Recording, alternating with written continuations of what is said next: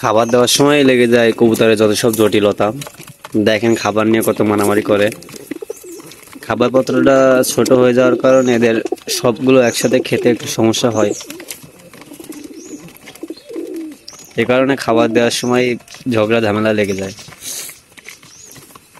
আপনারা খাবার দেওয়ার সময় সবসময় খাবারের পত্র পরিষ্কার পরিচ্ছন্ন রাখবেন। আমি প্রতিদিন খাবারের পত্র পরিষ্কার করি, এই কারণে আমার কবুতরগুলো সুস্থ থাকে। আর এটা মনে হয় কবুতরের চোখ ওঠার একটা সিজন।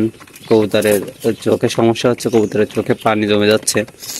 আমার দুইটা কবুতরের চোখে পানি জমে গেছে। এই যে এইটা একটা, এই মুখী কবুতরটা, আর ওই যে আমার যে এই গোল্লা কবুতর, এই দুইটা চোখে পানি জমে গেছে। এটা নিয়ে একটু সমস্যায় আছি।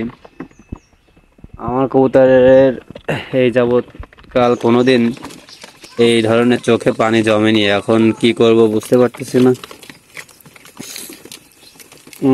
অবশ্যই এটা সম্পর্কে যদি চোখে পানি জমলে কি করা যায়, যদি আপনারা কেউ জানেন তাহলে অবশ্যই কমেন্ট করে আমাকে জানাবেন। কবুতরের চোখে পানি জমে গেছে, এটা থেকে কিভাবে কবুতরগুলোকে বাঁচানো যাবে, আর অন্য অন্য কবুতরের সংক্রমণ হবে না কি করলে, অবশ্যই আপনারা কমেন্ট করে জানাবেন। ওই দুইটা কবুতর ছাড়া মাশাআল্লাহ আমার আর সবগুলো কবুতর সুস্থ সবল আছে। আপনারা দেখতে পারতেছেন সবগুলো কবুতর ফিট আছে, মাশাআল্লাহ সবগুলো কবুতর ফিট আছে। ও আর একটা জিনিস, আমার এক জোড়া গোল্লা কবুতর আপনার ডিম পাড়ছিল, ওইটার আজকে বাচ্চা ফুটেছে। দেখেন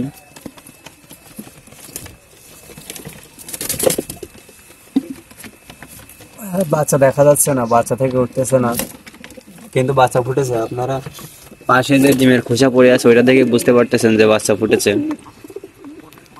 বাচ্চা দেখাইতে পারলাম না, ডিম আর একটা ফুটে নাই, ওই কারণে মা কবুতরটি উঠতেছে না, এই কারণে আপনাদেরকে বাচ্চা দেখাতে পারলাম না। কিন্তু বাচ্চা ফুটেছে আজকে সকালেই, মাশাআল্লাহ খুব সুন্দর একটা বাচ্চা ফুটেছে।